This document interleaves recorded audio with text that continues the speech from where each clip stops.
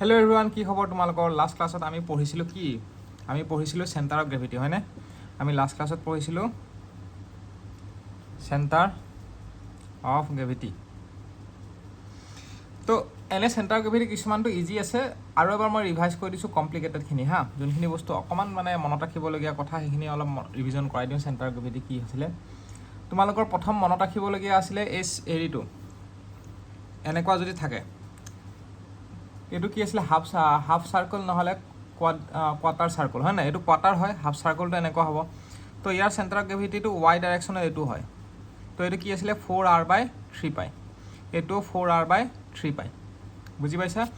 সেইটো মনত ৰাখিব লাগে। আৰু ইফালৰ পৰা এই ডিষ্টেঞ্চটো হ'ব 4r/3π। হ'ব। ছেকেণ্ড তোমালোকৰ মনত ৰাখিবলগীয়া কি আছিলে? ছেকেণ্ড মনত ৰাখিবলগীয়া আছিলে তোমালোকৰ স্ফিয়াৰটো এটা ছলিড স্ফিয়াৰ আছিলে, এইটো এটা ছলিড স্ফিয়াৰ,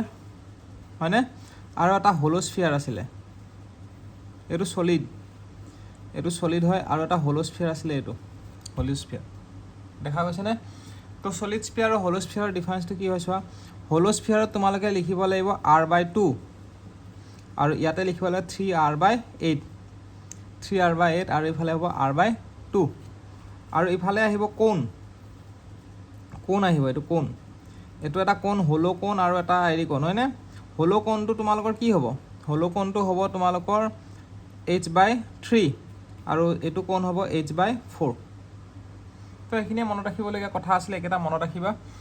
তাৰ ইয়াৰ বাহিৰে আৰু বেলেগ কুৱেশ্যন নাহে। এতিয়া নেক্সট তোমালোকে পঢ়িব লাগিব এৰিয়া মমেণ্ট। আজি পঢ়িম আমি এৰিয়া মমেণ্ট। আজি আমি পঢ়িম এৰিয়া মমেণ্টটো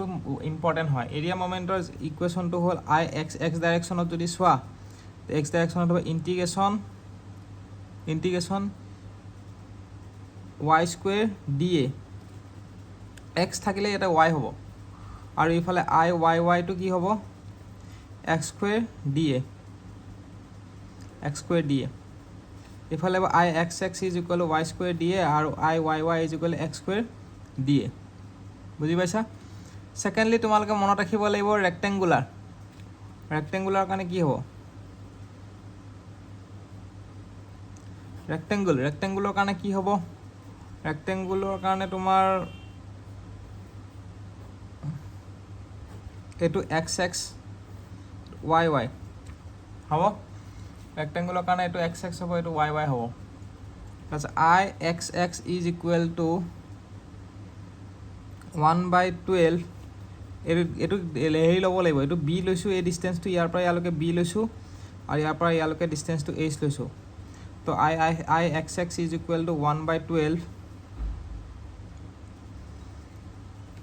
bh³ আৰু y is equal two 1/12 hb³। সেইটো মনত ৰাখিব লাগিব দেই। এইকেইটা হ'ল। আৰু জেড এক্সিছটো কোনফালে আছে? জেড এক্সিছটো এনেকৈ আছে, জেড এক্সিছটো এইটো জেড এক্সিছ। তো জেড কি হ'ব? Z is equal two ix plus iy। এই দুটা প্লাছ কৰি দিবা, ওলাই যাব। এইটো হ'ব তোমাৰ পাৰপেণ্ডিকুলাৰ এক্সিছ থিয়ৰম বুলিও কয়। পেণ্ডিকুলাৰ এক্সিছ থিয়ৰম, এইটোক কয় পাৰপেণ্ডিকুলাৰ এক্সিছ থিয়ৰম বুলিও কোৱা যায়। আৰু পলাৰ এক্সিছ বুলিও কোৱা হয়, আৰু পলাৰ এক্সিছ বুলিও কোৱা যায় জেডটো। বুজি পাইছা? এতিয়া তোমালোকক যদি ইয়াতে এক্স এক্সিছটো ইয়াতে নাথাকে, যদি ইয়াতে যদি এক্সিছটো থাকে, তেতিয়া কি কৰিবা? তো মই বেলেগ এটা ডায়েগ্ৰাম ড্ৰ কৰি দিছোঁ। এইটো ছেইম বস্তুৱে, এইখিনিৰ পৰা এইখিনিলৈকে বি, এইখিনিৰ পৰা এইখিনিলৈকে এইচ। তাৰপিছত এইটো হৈ গ'ল, ছাপ'জ এক্সিছটো এইবাৰ IOO দিছোঁ। আমাৰ এক্স এক্সিছটো ইফালেই থাকিব দেই, এইটো এটা বেলেগ এক্সিছ হয়। তো আমাক IOO লাগে। তো এইটো কেনেকৈ ওলাম? প্ৰথম ixটো ওলাই ল'বা, প্লাছ এইখিনিৰ পৰা এই ডিষ্টেঞ্চটো যিমান আছে সেইটো জানিব লাগিব। ছাপ'জ কুৱেশ্যনত দিয়া থাকিব সেইটো ডিষ্টেঞ্চটো ছাপ'জ বি আছে, চি আছে, ইয়াৰ পৰা ইয়ালৈকে ডিষ্টেঞ্চটো ছাপ'জ চি আছে। তো এৰিয়া, যিহেতু এৰিয়া মমেণ্ট হয়, এৰিয়া ইনটু ডিষ্টেঞ্চ স্কুৱেৰ, এইখিনিৰ পৰা এইখিনিলৈকে ডিষ্টেঞ্চটো, এইখিনিৰ পৰা এইখিনিলৈকে ডিষ্টেঞ্চটো কিমান হ'ব? যিমান হ'ব সিমান হ'ব। কিমান হ'ব এইখিনিৰ পৰা এইখিনিলৈকে এইটো কিমান হয় টোটেল ডিষ্টেঞ্চটো c স্কয়াৰ তো c স্কয়াৰ হ'ব বুজি পালা হেতুৱে হয় Ixx is equal to area into x square বুজিছা এতিয়া তোমালোকৰ নেক্সট আহিব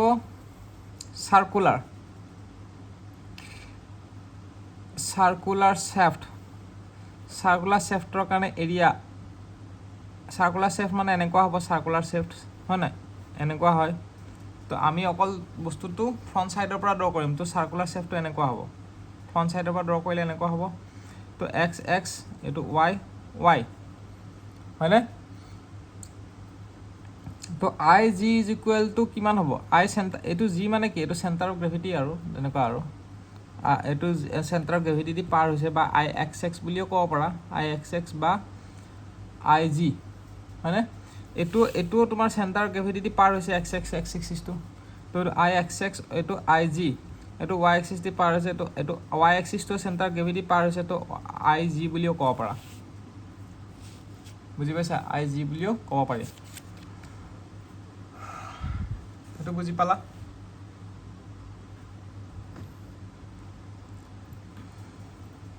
I xx is equal to Ig is equal to pi by 64 d to the power 4 বুঝলা আর Iyy is equal to Ig is equal to pi by 64 d to the power 4 আৰু polar মোমেন্টটো কি হ'ব I polar moment Ip মানে Iz হয় ইমাত্ৰ পাইছিলো পোলাৰটো polar মানে Iz হয় Iz is equal to Ixx plus বা perpendicular axis y is equal to কিমান হ'ব pi by 32 d to the power 4 দুটা প্লাস কৰিলে pi by 32 d to the power 4 হ'ব ক্লিয়াৰ হৈছে হেতু মনত ৰাখিব লাগিব খালি এটা কথা মনত ৰাখিবা যত সাৰ্কুলাৰ ফৰ্মত আছে ৰেক্টেঙ্গুলাৰ ফৰ্মত যদি নাই আগৰবাৰ কি আছিল রেক্টেঙ্গুলার ফর্মত আছিল এটো রেক্টেঙ্গুলার ফর্মত আছিল হয়নে যদি সার্কুলার ফর্মত থাকে তেতিয়া হলে যদি সার্কুলার ফর্মত থাকে তেতিয়া হলে আমাৰ তাত এটা বস্তু আহে এটো পাইটো আহিব সেই কথাটো মনে কাৰণ কনফিউজ হৈ যায় না পাই ইয়াতে পাই বাই 12 আছিল নে 1/12 আছিল কেতিয়াবা ষ্টুডেন্টে কনফিউজ কৰে তো সদায় মনত ৰাখিবা যদি ৰেক্টেঙ্গুলাৰ ফৰ্মত থাকে এৰিয়া মোমেন্টৰ ক্ষেত্ৰত পাই নাহে যদি সাৰ্কুলাৰ ফৰ্মত থাকে তেতিয়াহে পাই আহিব বুজিলা যেনেকৈ তোমালোকৰ এতিয়া হলো শাফ্টটো চোৱা হলো শাফ্টটো যদি চোৱা তোমালোকে এটো হৈ গল হলো শাফ্ট এটো হ'ব প্ৰথম ইনাৰ ডায়া এটো হ'ব আউটাৰ ডায়া হয়নে এটো ইনাৰ ডায়া আৰু outer dia so Ig is equal to Ixx is equal to pi by 64 d outer to the power 4 minus d inner to the power 4 বুজি পালা এটো মনত ৰাখিব লাগিব তেনেকৈ Ig is equal Iyy is equal to pi by 64 d outer to the power 4 minus d inner to the power 4 হ'ব আৰু Izz is equal to Ip polar moment is equal to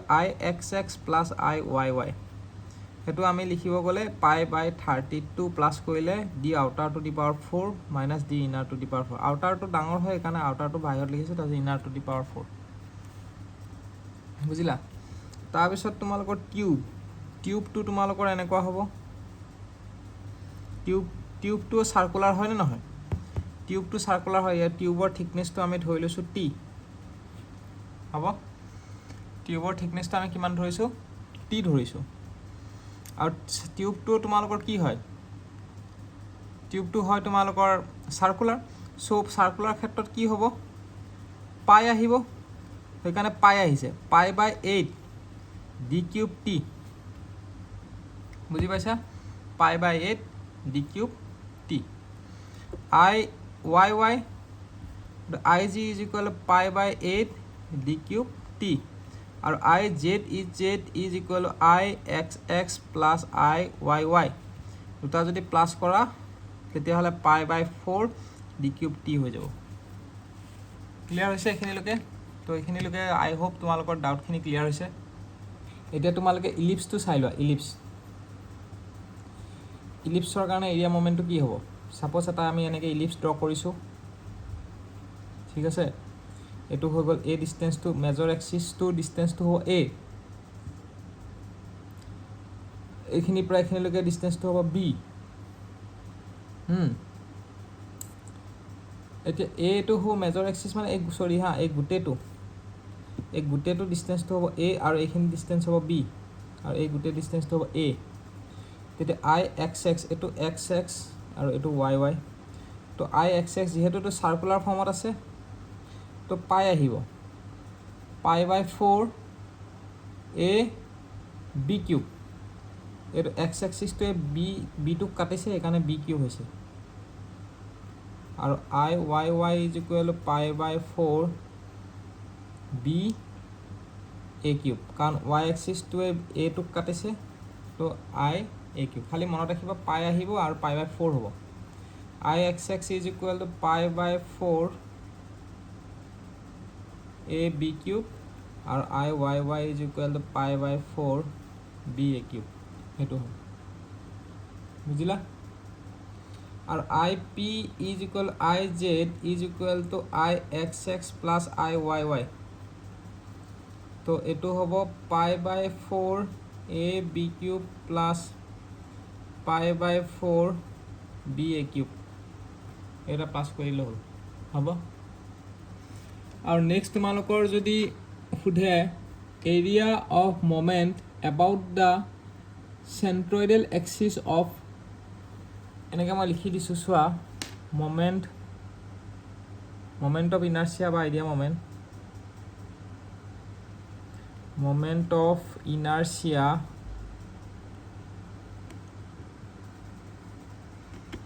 about the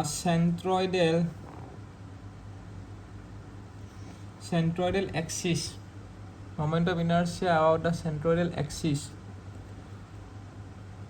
of ellipse বা elliptical বুলি লিখা elliptical quadrant of base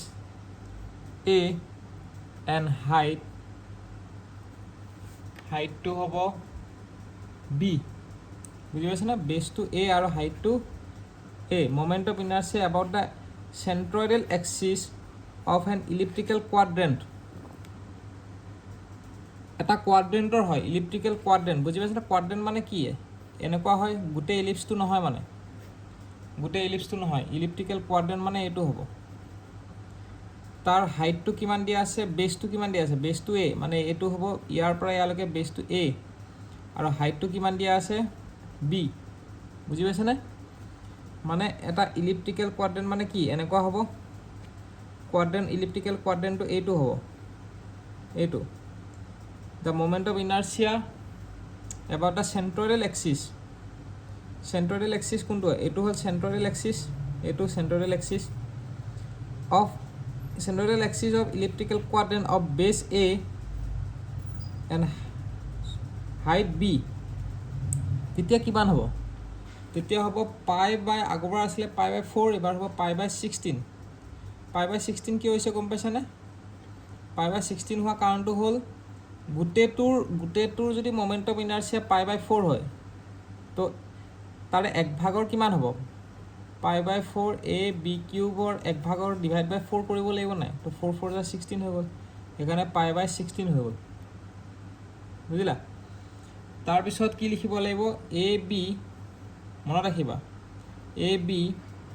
তাৰপিছত A square plus B square সেইটো বুজি পাইছে clear হৈছে নাই তো pi by 16 A B A square plus B square হ'ব বুজি পাইছা সেইটোৱে এতিয়া হাফ ডিস্কৰ কাৰণে কিমান হ'ব হাফ ডিস্কৰ কাৰণে কিমান হ'ব কোৱাচোন এতিয়া মোমেণ্ট হাফ ডিস্কৰ কাৰণে এনেকুৱা হ'ব তোমালোকে চোৱা এটা ফুল চাৰ্কুলৰ কাৰণেতো বুজি পাইছাই ফুল চাৰ্কুলৰ কাৰণে কিমান হয় ফুল ডিস্ক বা ফুল চাৰ্কুলৰ কাৰণে সেইটোতো বুজি পাইছা কিমান হয় সেইটো কিমান হ'ব pi by 64 D to the power 4 half হ'লে কিমান হ'ব হাফ হ'লে আমাৰ এক্স এক্সিছটো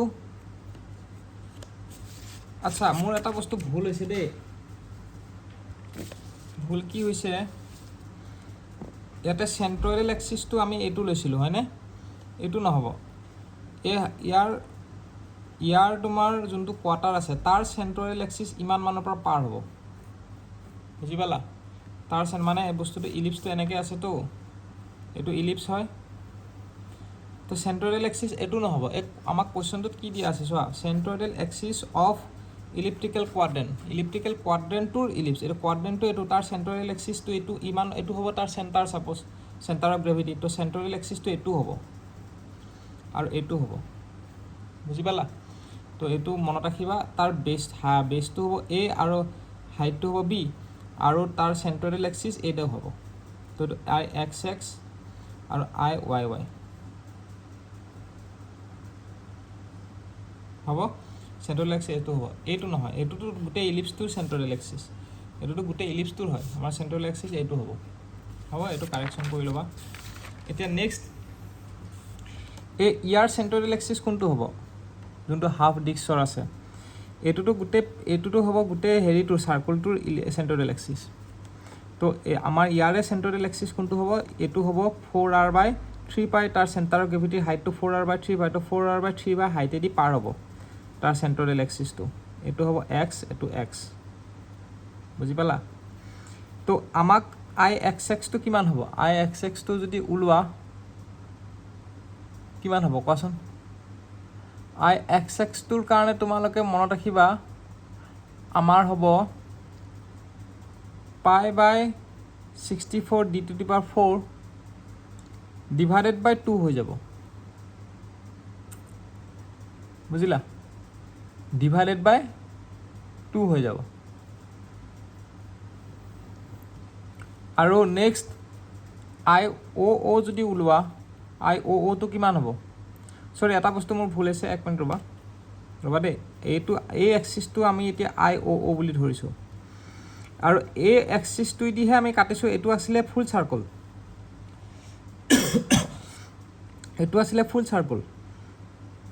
এইটো হ'ব আই আগৰবাৰ আছিলে গোটেই ফুল চাৰ্কলটোৰ কাৰণে আছিলে এইটো আই এক্স এক্স কিন্তু হাফ চাৰ্কলৰ কাৰণে এইটো হৈ গ'ল আই অ' কাৰণ ইয়াৰ চেণ্টাৰটো শ্বিফ্ট হৈ গ'ল চেণ্ট্ৰয়েল এক্সিছটো শ্বিফ্ট হৈ ওপৰত উঠি গ'ল তো আই এক্স এক্স হৈ গ'ল এইটো আই অ' কিন্তু আমি এই এক্সিছটোৰ আই অ'ৰ আধাটো হয় তো এইটো আমাৰ ভুল হৈছে আই এক্স এক্স নহ'ব আই অ' হ'ব আই অ'ৰ কাৰণে হ'ব π/64 d⁴ ডিভাইড বাই 2 হ'ব তো আই অ'ৰ কাৰণে π/64 d⁴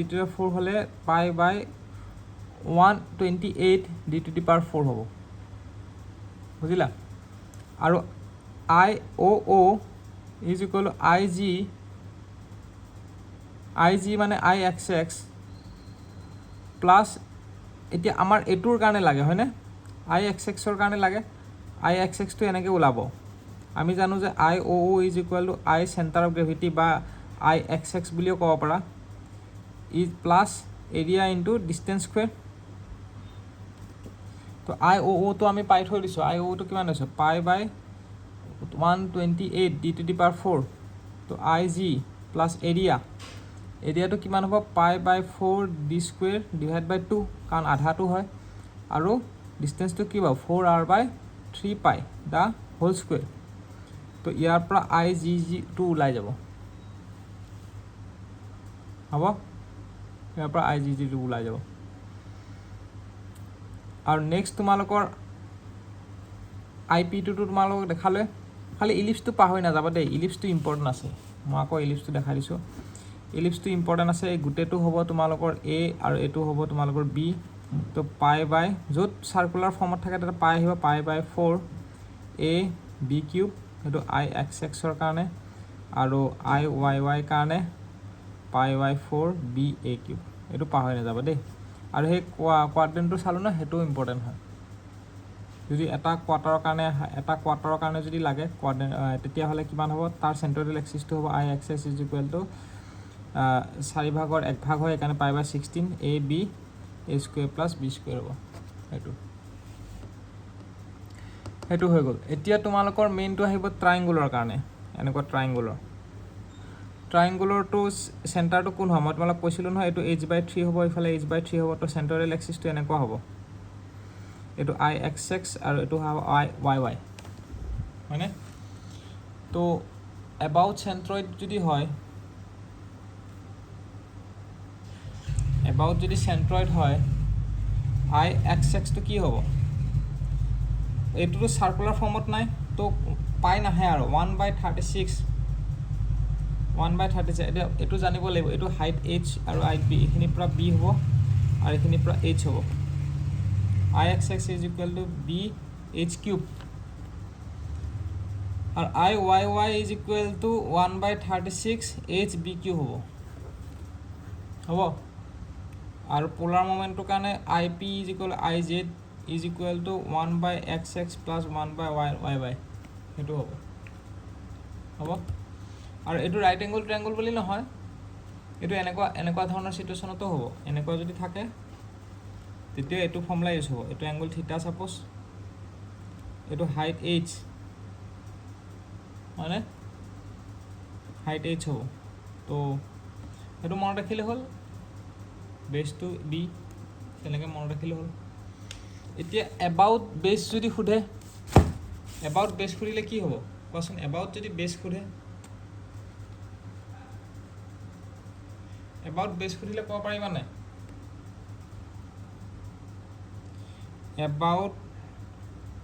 এবাউট বেছ ট্ৰাইংগল এইটো বেছ হয়নে নাই এইটো বেছ তো এবাউট বেছ যদি সোধে তো কিমান হ'ব আৰু নিজে কৰিব পাৰিবা একচুৱেলি 1/36 BH³ প্লাছ এৰিয়াটো half into base into altitude into area into distance square ডিষ্টেঞ্চটো কি হ'ব h/3 দা হোল স্কুৱেৰ হয়নে নহয় তো এইটো কৰিলে 1/36 BH³ প্লাছ